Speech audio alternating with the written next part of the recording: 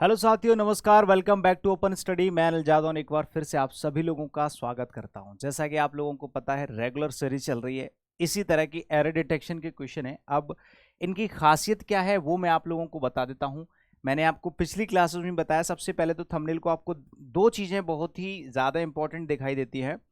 पहली कि समझाने की पूरी जिम्मेदारी हमारी। अगर मैं आपको कुछ भी पढ़ा रहा हूँ, चाहे वो ग्रामेटिकल पार्ट हो या वोकैबुलरी का पार्ट हो, कुछ भी हो, समझाने की पूरी गारंटी मेरी है। टेंशन मत लेना। आपको कुछ भी पढ़ना हो, बस बेफिक्र होकर पढ़ाई करिए। दूसरी सबसे बड़ी चीज होती है कि एड फ्री क्लासेस मिलती है आप लोगों को ओपन स्टडी यूट्यूब चैनल पर। बाकी के किसी भी चैनल पर आपको एड फ्री क्लासेस नहीं मिलेंगी। आपका इंपॉर्टेंट कॉन्सेप्ट चल रहा है, बीच में कोई ऐड आ जाता है, परेशान हो जाते हो, नहीं होने देंगे, ठीक है।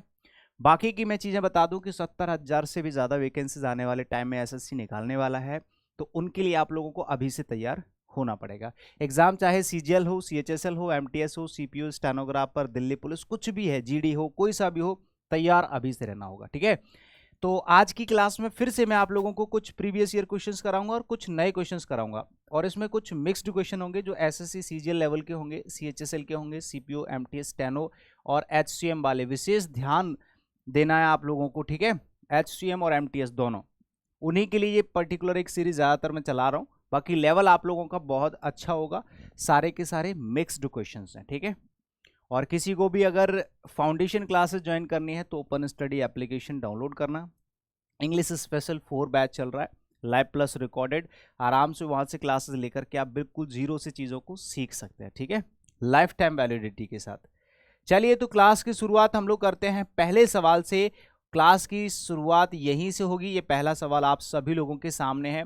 क्या करना है ये आप लोगों को पता ही है, एरर डिटेक्शन का क्वेश्चन है, तो ऑब्वियसली आपको पता है कि इसमें एरर ढूंढनी है, कोई भी ग्रामेटिकल गलती ढूंढनी है। क्वेश्चन बहुत ही छोटे लेवल के होंगे, अच्छे लेवल के भी होंगे, कॉन्सेप्चुअल होंगे। एक एक चीज को मैं बढ़िया तरीके से समझाते हुए चलूंगा, ठीक है। तो I am told that Anjali has been suffering from fever since 10 days। इसमें अगर किसी 10th क्लास के बच्चे को बोल दूं कि भैया इसमें गलती बताओ, तो वो भी बता देगा कि सर इसमें ये मिस्टेक है, ठीक है। 10th क्लास का बच्चा भी बता देगा। तो आपको पता तो है ही है कि कितना लेवल छोटा है, मतलब ये क्वेश्चन कितना ईजी है। जब भी हम, और मैं एक्सप्लेन भी करूंगा अच्छे से, यहां पर गलती ये है कि सिंस नहीं आना, क्या आना है, फॉर आना है। ये तो हो गई गलती। मैं यहां पर टिक करके आंसर बढ़ जाऊंगा कि भैया आंसर हो जाएगा आपका डी। मेरा काम यहीं पर खत्म हो जाता है। लेकिन असल में जो काम होगा ना मेरा, वो होगा इस पूरे कॉन्सेप्ट को अच्छे से आने वाले टाइम के लिए भी समझा देना। अलग अगर आने वाले टाइम में वो इसी क्वेश्चन को घुमा के पूछ ले या थोड़ा बहुत आपको कंफ्यूज कर दे, तो आप उस कंफ्यूजन से बाहर कैसे आ सकते हैं, ठीक है। जरा ध्यान से सुनना। कई बार क्या होता है कि सिंस और फॉर में आप लोगों को फर्क नहीं पता होता कि सर अगर हमें फॉर लगाना हो तो कब लगाते हैं। यहाँ तो चलो ठीक है, आपका तुक्का भी बैठ जाए या आपने दिमाग लगा लिया, बैठ गया, ठीक है। लेकिन कभी असल में जब प्रॉब्लम होती है कि सर सिंस कब लगाते हैं, फॉर कब लगाते हैं, तो कैसे पता करोगे। एक सिंपल तरीका याद रखना है, टाइम तो दोनों के बाद आना ही आना है। टाइम यहां पर भी आएगा, टाइम यहां पर भी आएगा। लेकिन ध्यान देना, अगर टाइम आपका प्लूरल में है या उसका प्लूरल पॉसिबल है, यानी कि सिंस और फॉर के बाद में जो भी टाइम लिखा हुआ है, जैसे 10 days लिखा हुआ है, तो ये जो 10 days वाला नाउन है, ये जो टाइम है, अगर इसका प्लूरल बन सकता है, पॉसिबल है, या वो खुद प्लूरल में बना हुआ है, तो समझ लो उससे पहले फॉर आना है। या तो वो खुद खुद प्लूरल में हो, जैसे डेज में एस लगा हुआ है, ये प्लूरल है, कई सारे दिनों की बात हो रही है। या फिर भले ही डे लिखा हो लेकिन उसका पॉसिबल है कि इसका प्लूरल बन सकता है, जैसे डे का डेज हो सकता है। तो चाहे 1 day हो या 10 days, उससे मतलब नहीं है, यहां पर आपको फॉर लगाना है। लेकिन अगर कोई ऐसा नाउन हो, ऐसा कोई टाइम हो जिसका प्लूरल बन ही नहीं सकता, या वो प्लूरल में है नहीं है लेकिन भर भी नहीं सकता, जैसे मैंने यहां पर लिख दिया सिंस मॉर्निंग, तो मॉर्निंग का मॉर्निंग्स नहीं कर सकते, संडे का संडेज नहीं कर सकते, तो वहां पर आपको सिंस लगाना पड़ेगा, ठीक है। तो सिंस कब लगाएंगे, जब आपके टाइम का प्लूरल नहीं बन सकता। ये ट्रिक मैंने आपको सिखाई है। कभी भी आपको सिंस और फॉर में कंफ्यूजन होती है तो आप यहां से चेक कर सकते हैं। अभी आप लोगों को इतना पता चल गया कि आंसर क्या है डी, साथ के साथ आपको पूरा सिंस और फॉर का एक स्पीड कॉन्सेप्ट भी समझ में आ गया। तो आगे कभी ऐसी गलती नहीं होनी चाहिए, ठीक है। अगर चीजें आप लोगों को समझ में आती हैं, सब कुछ बढ़िया लगता है, तो वीडियो को लाइक करके शेयर कर दिया करो, और जो लोग नए हैं वो सब्सक्राइब कर लो, जिससे हर रोज आपको क्लास मिले, हर रोज आपको क्लास मिले, ठीक है। समझ गए मेरी बात। चलिए, the armed forces have been working, the armed forces have been working around the clock to bring a semblance of normality in the flood affected areas। आपको जरा थोड़ा सा दिमाग लगाना है, इसको कहते हैं SSC CGL level, SSC CGL level, ठीक है। ये आप लोगों का सीजीएल का क्वेश्चन है। अब इसको थोड़ा सा करके दिखाओ कि इसमें क्या गलती है। मैंने सारे के सारे क्वेश्चंस को ऐसे ही विदाउट डेट और टाइम लिखा है, क्योंकि कई सारे ऐसे क्वेश्चन हैं जो फ्रिक्वेंटली कई सारे एग्जामिनेशन में पूछे गए हैं सेम कॉन्सेप्ट के साथ, और कई क्वेश्चन ऐसे हैं जो अलग अलग क्वेश्चन में अलग अलग एग्जामिनेशन में पूछे गए। जैसे ये सीजीएल का हो गया, इससे पहले सीएचएसएल का, आने वाले टाइम में कोई दूसरे एग्जाम का होगा। तो मैंने आपके डेट और टाइम हटा ही दिए, एग्जाम का नाम ही हटा दिया। आराम से बस क्वेश्चन की तरफ ध्यान दो और उसमें जो भी कॉन्सेप्ट है उस पर पूरी जान झोंक दो, ठीक है। इसमें क्या है, जब भी आपको कहीं पर भी ये फ्रेज नजर आता है अराउंड द क्लॉक, तो सुनने में आपको ये सही लगेगा। अराउंड द क्लॉक या अराउंड द क्लॉक जो भी आप लोग पढ़ोगे, इसका पहले मीनिंग आपको पता होना चाहिए। 2400 घंटे, जब आप बोलते हैं ना कि हम लोग 2400 घंटे काम करते हैं, या ये लोग 2400 घंटे काम करते हैं, या ये मजदूर 2400 घंटे काम करता है, तो 2400 घंटे का मतलब होता है राउंड द क्लॉक। क्या होता है मेरे भाई, राउंड द क्लॉक का मतलब होता है पूरे दिन और रात एक कर देना। दिन और रात की जो एक टाइमिंग होती है, पूरे दिन सुबह से सुबह तक काम करने वाली जो चीज होती है, जो टाइमिंग होती है, उसको राउंड द क्लॉक बोलते हैं। मतलब अगर ये क्लॉक है मेरे भाई, यहां से कोई आपकी सुई जा रही है, तो ये कोई भी चीज जब एक पर्टिकुलर सर्कल में घूमती है, पर्टिकुलर एक चीज के चारों तरफ घूमती है, तो उसको राउंड बोलते हैं। कभी भी अराउंड नहीं बोलोगे, अराउंड बोलोगे तो ये जो सुई है ऐसे ऐसे करके जाएगी, समझ गए, ऐसा पॉसिबल नहीं है। तो आपको राउंड द क्लॉक लिखना है, जिसका मतलब होता है 24 आवर। क्लियर? तो उम्मीद है कि आपको ये वाली बात समझ में आ गई होगी। ऑप्शन नंबर 20 का सही जवाब, ऑप्शन नंबर 20 का सही जवाब होगा। क्लियर है भाई? चलिए तो आगे बढ़ जाते हैं। नेक्स्ट,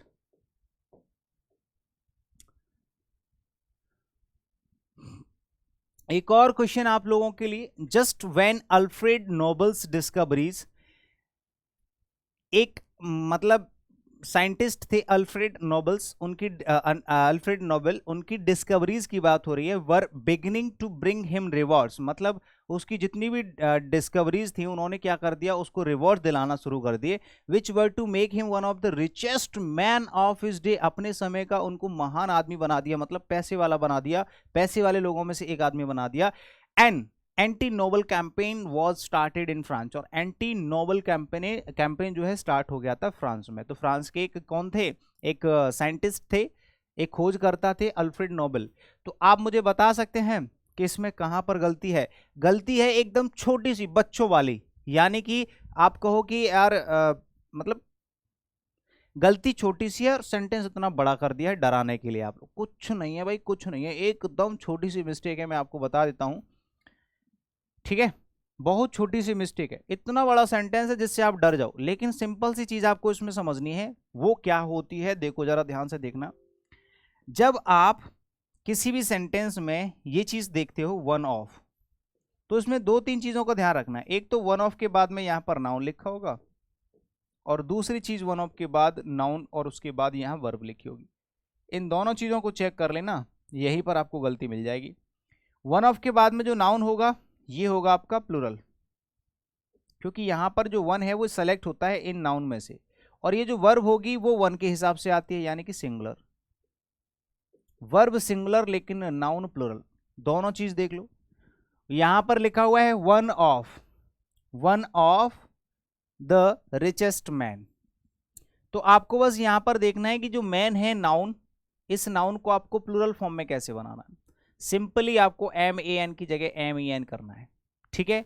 इसमें वर्ब की बात इसलिए नहीं हो रही क्योंकि इसको सब्जेक्ट की तरह यूज नहीं किया गया है, यहां पर इसको फ्रेज, एक सेंटेंस के क्लॉज की तरह यूज किया गया है। Which were to make him one of the richest man, अगर यही ये ऑब्जेक्ट है, अगर ये सब्जेक्ट होता तो आगे वर्ब आती इसकी, ठीक है। जैसे मैंने कहा one of our friends is clever, हमारे दोस्तों में से एक जो है क्लेवर है, तो फ्रेंड्स बुलाया मैंने और आगे इज लगाया, इज क्लेवर, ठीक है।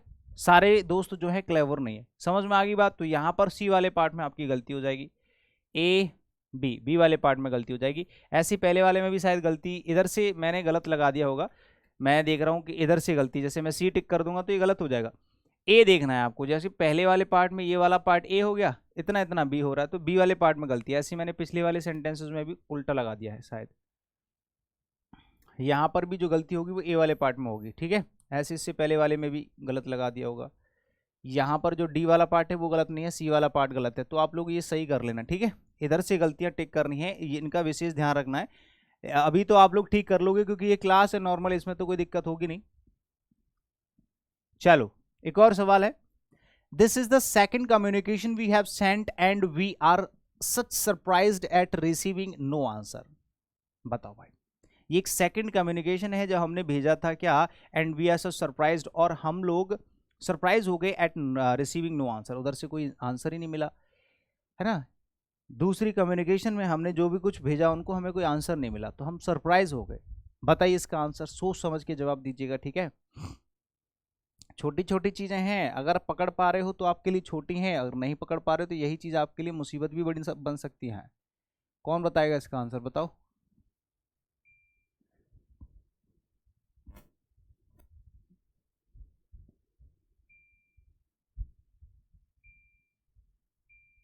देखो, this is the second communication we have sent and we are such surprised at receiving no answer, ठीक है। this is the second से पहले द लगा हुआ है, नो इशू, यहाँ पर भी गलती हो सकती थी क्योंकि ये आपका ऑर्डिनल नंबर है। we have sent और we are, ये प्रेजेंट ये भी ठीक है। are such surprised ठीक है भाई। at receiving प्रपोजिशन के बाद gerund, कोई सेंटेंस में गलती नहीं है तो जबरदस्ती गलती भी नहीं ढूंढनी है, ये आपका नो एरर है तो नो एरर टिक करो, ठीक है। इसमें आंसर हो जाएगा आपका डी ऑप्शन, कोई गलती नहीं है, आंसर डी हो जाएगा। आगे चलिएगा, several guests noticed mister Sharma falling back in his chair.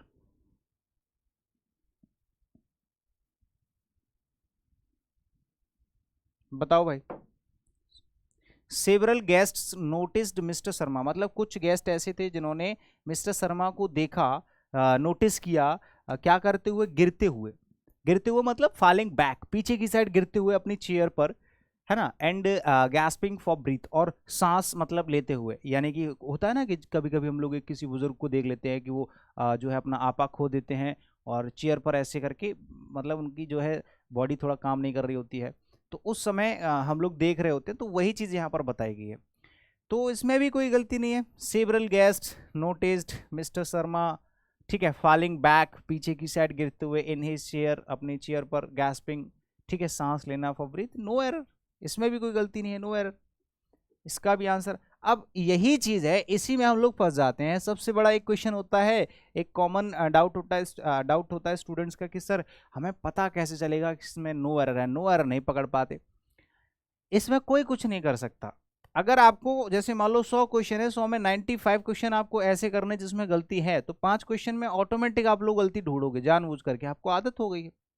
मेरी भी कोई गलती नहीं, आपकी भी कोई गलती नहीं, मैं भी ऐसा कर सकता हूँ, कोई भी हो, कोई भी कर सकता है, उसको अभी भ्रम हो सकता है, लेकिन अभी फिलहाल तो मुझे पता है क्योंकि मुझे मैं बहुत ज़्यादा प्रैक्टिस करता हूँ, मुझे पता है, डेली क्वेश्चन कराता रहता हूँ, तो मैं तो पकड़ पा रहा हूँ। लेकिन इसमें आप लोगों की कोई गलती नहीं है, लेकिन बस ये है कि आप लोगों को जितनी सावधानी आप बरत सकते हो उतनी बरतनी चाहिए, बस इतना मैं तो कहूँगा, बाकी आपकी कोई गलती नहीं है, ठीक है, टेंशन मत लो।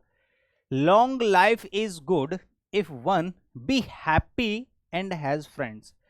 जो लंबी लाइफ है वो अच्छी हो सकती है, जैसे मान लो कोई 90 साल का व्यक्ति है तो वो ठीक है, उसकी लाइफ अच्छी है, लेकिन उसके साथ एक चीज होनी चाहिए, वो खुश होना चाहिए, उसकी हर तरह की खुशियां उसके पास होनी चाहिए, उसकी बॉडी सही होनी चाहिए, उसके पास पैसा भी होना चाहिए, लोग भी होने चाहिए, उसके दोस्त भी होने चाहिए। लेकिन प्रॉब्लम इसमें क्या है पता है, life is good, life good है, अच्छी है, नो इशू, लेकिन कब, इफ वन क्या है सब्जेक्ट और बी क्या है वर्ब। अगर इसको आप वर्ब की तरह यूज कर रहे हैं और ये वर्ब को मेन वर्ब की तरह यूज कर रहे हैं, तो ये फर्स्ट फॉर्म है, और फर्स्ट फॉर्म कभी भी वन के अकॉर्डिंग सिंगुलर फॉर्म आनी चाहिए, जबकि फर्स्ट फॉर्म प्लूरल होती है, तो यहाँ पर फर्स्ट फॉर्म तो नहीं आएगी, इसकी सिंगुलर फॉर्म लगानी है, तो बी की सिंगुलर फॉर्म बीज मत कर देना, इसमें से निकालना आपको प्रेजेंट वाली verb, is are am was were, is are am was were होती है बी वर्ब। अब वॉज वर हमें लगानी नहीं क्योंकि ये प्रेजेंट है, क्योंकि ये भी प्रेजेंट है, ये भी प्रेजेंट है, तो आप इज आर एम में से कोई एक लगाओगे, तो वन के अकॉर्डिंग क्या लगाना है, इज। जब भी जरूरत पड़े बी की जगह आप is are am was verb में से कोई भी वर्ब लगा सकते हैं, ये फॉर्म्स होती है, ठीक है। तो यहां पर आपको इज लगाना है, ऑप्शन नंबर बी आपका जो है सही हो जाएगा, यही आपका आंसर हो जाएगा, ठीक है भाई। चलो आगे चलते हैं। His assistants have and are still doing excellent work for organization। मैंने कहा यार उसके कुछ असिस्टेंट्स हैं और वो खुद भी अभी भी कर रहे हैं और पहले भी बहुत अच्छा काम कर चुके हैं इस ऑर्गेनाइजेशन के लिए। तो आप यार एक बार सोच के देखो, एक बार सोच के देखो, जब भी किसी सेंटेंस में, मैं आपको पूरी तरह से कॉन्सेप्ट सिखाऊंगा, जब भी किसी सेंटेंस में एक हेल्पिंग वर्ब है और एक हेल्पिंग वर्ब के लिए दो मेन वर्ब आ गए, तो ये दो मेन वर्ब एक हेल्पिंग वर्ब के लिए आ सकती हैं, लेकिन प्रॉब्लम ये है कि दोनों सेम कंडीशन में होनी चाहिए, दोनों सेम कंडीशन में होनी चाहिए। अगर ये कॉन्टिन्यूस है तो ये भी कॉन्टिन्यूस होनी चाहिए, तब तो एक हेल्पिंग वर्ब काम कर जाएगी। लेकिन अगर दूसरे कॉन्टिन्यूस है, पहला थर्ड फॉर्म है या फिर कुछ भी है, तो वहां पर जो है एक्शन जैसे ही आपका चेंज हो जाएगा, तो फिर एक हेल्पिंग वर्ब काम नहीं कर सकती। ऐसे ही हेल्पिंग वर्ब के साथ होता है कि मान लो एक मेन वर्ब है, एक मेन वर्ब है और यहां पर दो हेल्पिंग वर्ब लगा दी, तो दोनों हेल्पिंग वर्ब, दो हेल्पिंग वर्ब एक मेन वर्ब के लिए तभी आ सकती हैं जब दोनों एक्शन सेम होंगे या दोनों सेंटेंस सेम होंगे। जैसे मैं आप यहाँ पर एग्जांपल के तौर पर समझाता हूँ। मैंने कहा हिज असिस्टेंट्स, यानी कि उसके जो असिस्टेंट्स हैं, हैव जो है हेल्पिंग वर्ब है, एंड के साथ एक और हेल्पिंग वर्ब, दो हेल्पिंग वर्ब हो गई। अब दो हेल्पिंग वर्ब हो गई तो या तो यहाँ पर भी इज होता, समझ रहे हो, और यहाँ पर आर है, तो इज के लिए भी आईएनजी आ सकता है और आर के लिए भी आईएनजी आ सकता है, यानी कि ये जो मेन वर्ब है वो आर की भी है और हैव की भी है। लेकिन प्रॉब्लम ये है कि ये जो हेल्पिंग वर्ब है इसके साथ तो मेन वर्ब की थर्ड फॉर्म आती है, और ये आर है, इसके साथ आईएनजी आता है, तो आर के साथ आईएनजी तो मैच कर रहा है, बट इसके साथ तो कोई मैच ही नहीं कर पाएगा, इसके साथ तो आईएनजी आ ही नहीं पाएगी, तो एंड से इसका जोड़ना तो बेकार हो गया।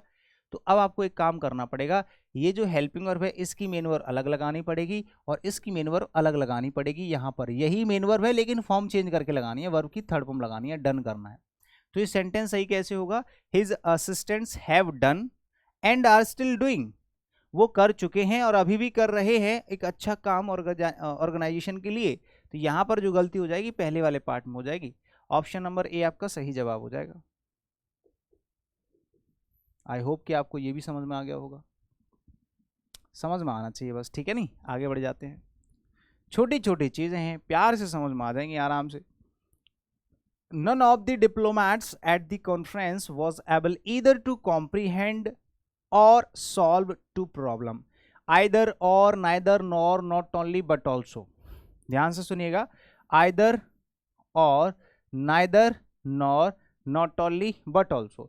इनके साथ ये पेयर तो आपको याद है कि आइदर के साथ और आना है, नाइदर के साथ नॉर आना है, नॉट ओनली के साथ बट ऑल्सो आना है, लेकिन इनके साथ सेम पार्ट्स ऑफ स्पीच भी होनी चाहिए। जैसे यहाँ पर टू कॉम्प्रीहेंड है तो यहाँ पर टू सॉल्व होना चाहिए, यहाँ पर भी तो इन्फिनेटिव होना चाहिए, गलत हो जाएगा।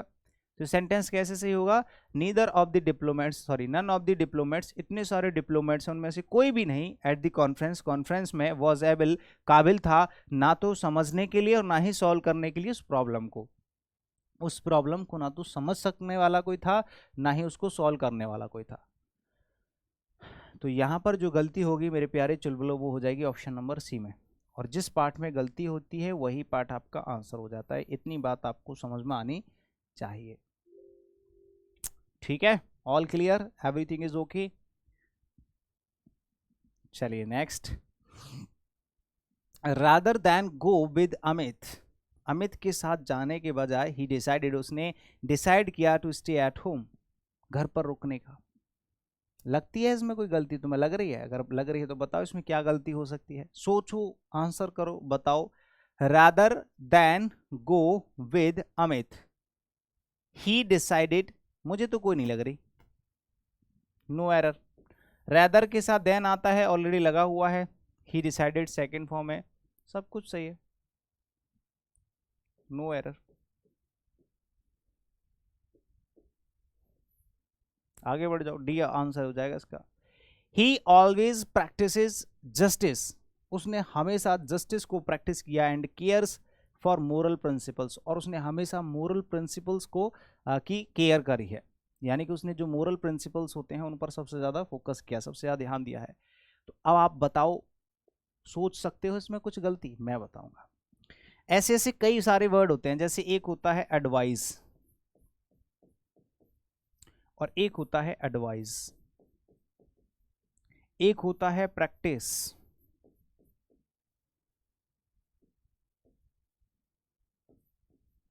और एक होता है मेरे प्यारे साथियों प्रैक्टिसेस, प्रैक्टिस लिख लो अभी तो फिलहाल। ऐसे ही एक वर्ड होता है लाइसेंस,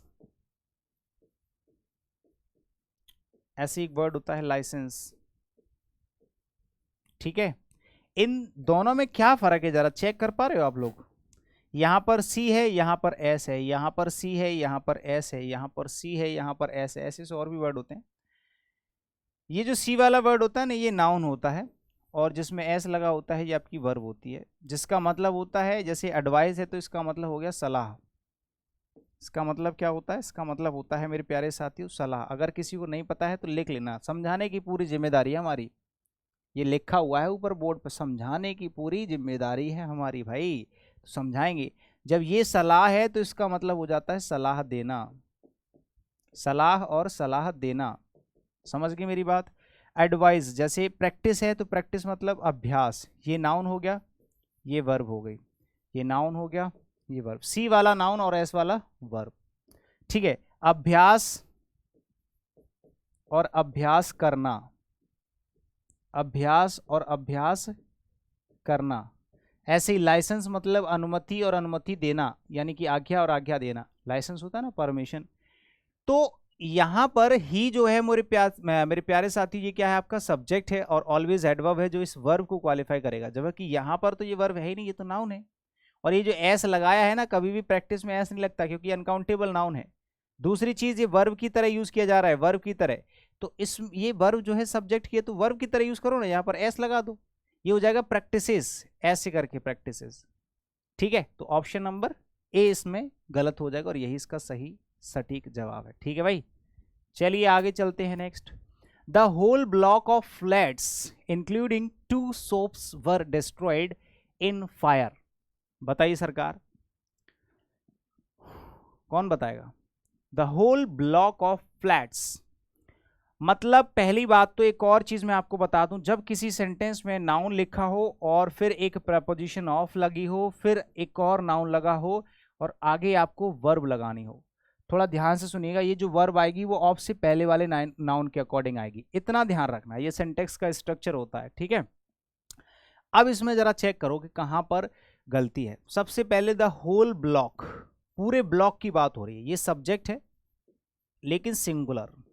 कैसा? Singular subject of flats. Flats बहुत सारे हैं, ये वाला नाउन और ये वाला नाउन, हमें इस वाले नाउन से मतलब है ही नहीं है, बहुत सारे फ्लैट्स हो, लेकिन ब्लॉक कितने हैं? एक ही है। बहुत सारे फ्लैट्स इंक्लूडिंग 2 सोप्स, उसी ब्लॉक में बहुत सारी दुकानें हैं, 2 दुकानें हैं और बहुत सारे फ्लैट्स हैं, लेकिन ब्लॉक फिर भी एक ही है। द होल ब्लॉक, ब्लॉक्स नहीं है, ये सब्जेक्ट सिंगुलर है, तो ऑफ से पहले जो नाउन लिखा है इसी के हिसाब से वर्ब आएगी। आगे जो वर्ब है ना, वर, ये आ रही है ब्लॉक के लिए, और ब्लॉक एक है तो यहां पर वर नहीं आना चाहिए, वॉज आना चाहिए, बात खत्म। ये कॉन्सेप्ट है, ये क्वेश्चन है, बात खत्म। अगर आपने ये सीखा है तो ये तो अपने आप आ जाएगा। सर ये कहां से सीखें? ये वैसे मैंने सिंटेक्स चैप्टर जो है, कई सारे चैप्टर जो है हमने यूट्यूब पर बिल्कुल फाउंडेशन बैच की तरह एक एक चीज समझा करके पढ़ाया है, आप बस जाकर के चेक कर लीजिए। ठीक है, इंग्लिश फाउंडेशन बैच की एक प्लेलिस्ट बनी होगी, उसमें चेक कर लोगे, या नाम आप टॉपिक का नाम डाल के, मेरा नाम डाल के अनिल जादौन सर्च कर सकते हैं। वरना तो एक ही सॉल्यूशन आप लोगों के लिए मैं आपको बता देता हूं, permanent solution. Open study application download करो, एक बार बैच ज्वाइन कर लो, लाइफ टाइम वैलिडिटी रहेगी, कभी भी पढ़ते रहना, कोई सा भी एग्जाम देते रहना। जीरो से लेकर के हीरो लेवल तक आपको इंग्लिश सिखा दी जाती है, जिसमें कॉम्पिटिटिव एग्जामिनेशन सारे के सारे कवर हो जाते हैं, एक एक चीज पॉइंट बाय पॉइंट समझा करके, फिर उसकी प्रैक्टिस, फिर उसकी प्रिंटेबल सीट्स, डाउट सेशंस, ये सब आप लोगों को मिलता रहता है। वोकैबुलरी, कॉम्प्रिहेंशन, सब कुछ। 599 फीस होती है, ऑफर में आपको 299 में मिल जाता है, बस इससे बाहर कुछ होता नहीं है, बढ़िया चीज है। टेलीग्राम चैनल पर आप लोग जुड़ जाते हो तो यहाँ पर आप लोगों की जितनी क्लासेस यूट्यूब पर चलती है उनकी पीडीएफ, एक्स्ट्रा नोटिफिकेशन वगैरह आप लोगों को टेलीग्राम पर मिलते रहते हैं। किसी भी तरह की कोई जानकारी है, you can call or message on these numbers. ठीक है, he feels his troubles as much or even more than they, मतलब वो अपनी प्रॉब्लम्स को फील करता है जितने बाकी के करते हैं उससे भी ज्यादा। एज और एज और एज के बीच में एक एडजेक्टिव लिखा होता है, ठीक है, यहां पर, या एडवर्ब भी हो सकता है, ठीक है, एडजेक्टिव या एडवर्ब। सो और एज भी हो सकता है, डिपेंड ऑन द सिचुएशन, अगर नेगेटिव है तो सो एज, और अफर्मेटिव है तो एज एज। यहां पर एज लिखा है, एडजेक्टिव लिखा हुआ है, बट यहां पर जो है एज नहीं लिखा, तो यहां पर आपको इसको कंप्लीट करना पड़ेगा। एज मच एज होगा, एज मच अकेला नहीं आएगा, एज मच एज होगा, simple structure. Option number B will be right answer.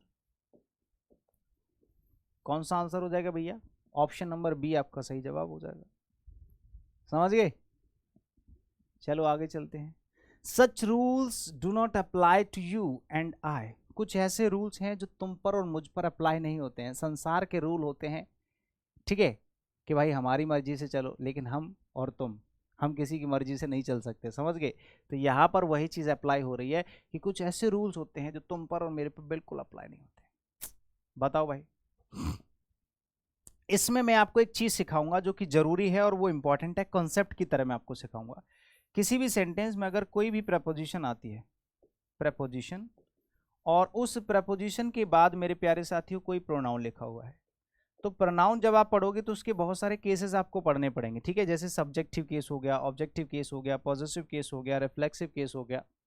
जैसे मैंने कहा ही जो है वो एक प्रोनाउन है, तो ही का सर ऑब्जेक्टिव केस क्या होता है? हिम होता है।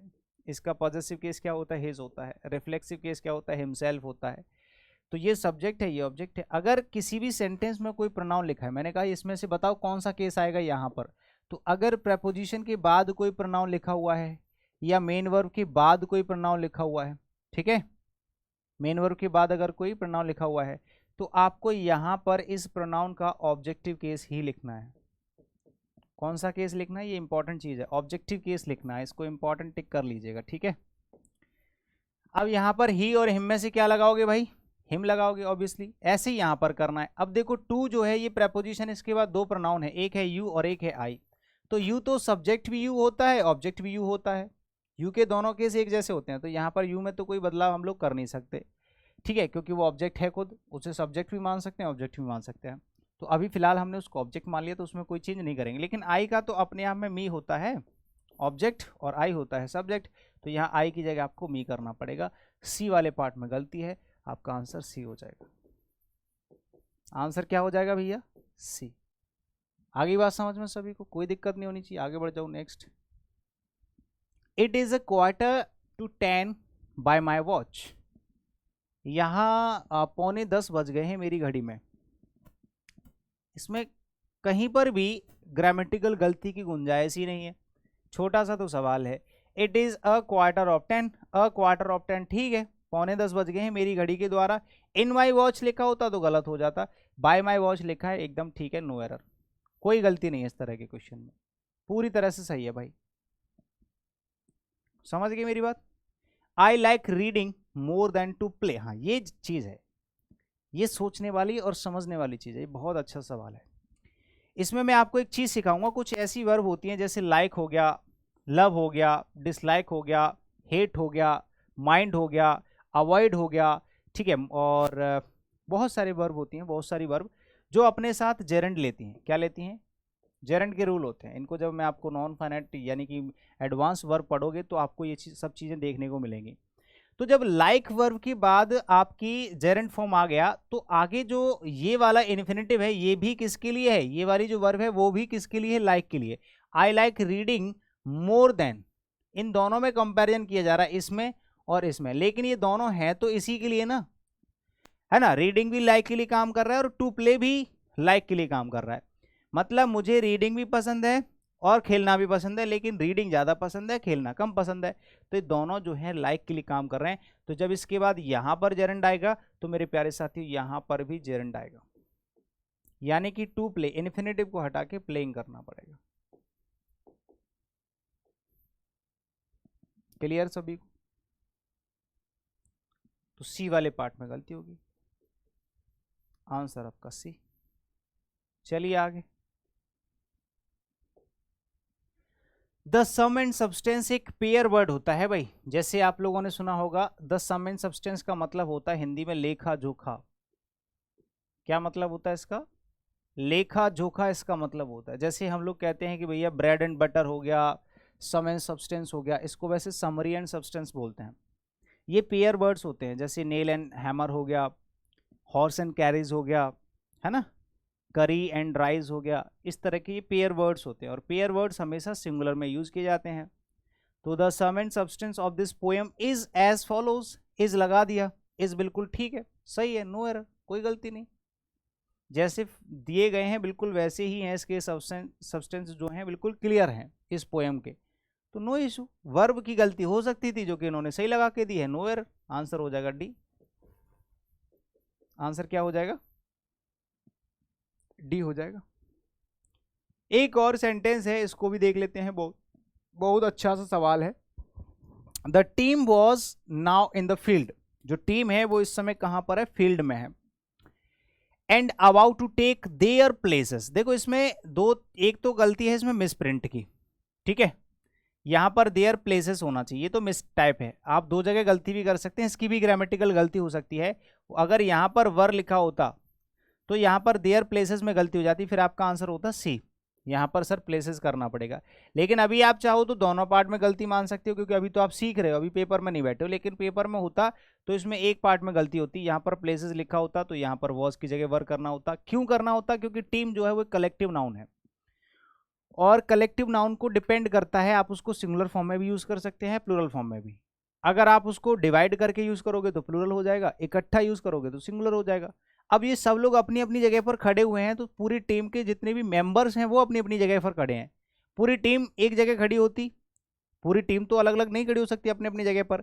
और यहाँ पर जब देयर लिखा हुआ है तो ऑब्वियसली यहाँ पर सब लोगों की बात हो रही है, इनको डिवाइड कर दिया तो अब टीम मेंबर्स की बात हो रही है, सब लोग अपनी अपनी जगह पर खड़े हुए। यहाँ पर ये मिस टाइप हो गया, इसकी जगह प्लेसेस कर लेना।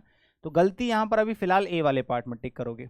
आप चाहो तो इसको मिस टाइप करके यहाँ पर गलती कर लो, आप चाहो तो दोनों में गलती कर लो, ए और सी वाले पार्ट में, या फिर एक को मिस टाइप करके दूसरे में गलती कर लो। चीज़ें मैंने आप लोगों को सिखा दी हैं, वो गलती यहाँ पर भी दे सकता है, यहाँ पर भी दे सकता है, यहाँ पर भी दे सकता है, देयर की जगह इट्स भी कर सकता है, इट्स प्लेसेस भी लिखा हो सकता है, गलती कहीं भी आ सकती है। ये भी प्लूरल, ये भी प्लूरल, ये भी प्लूरल। ठीक है भाई, तो ये था आज की क्लास का आखिरी सवाल।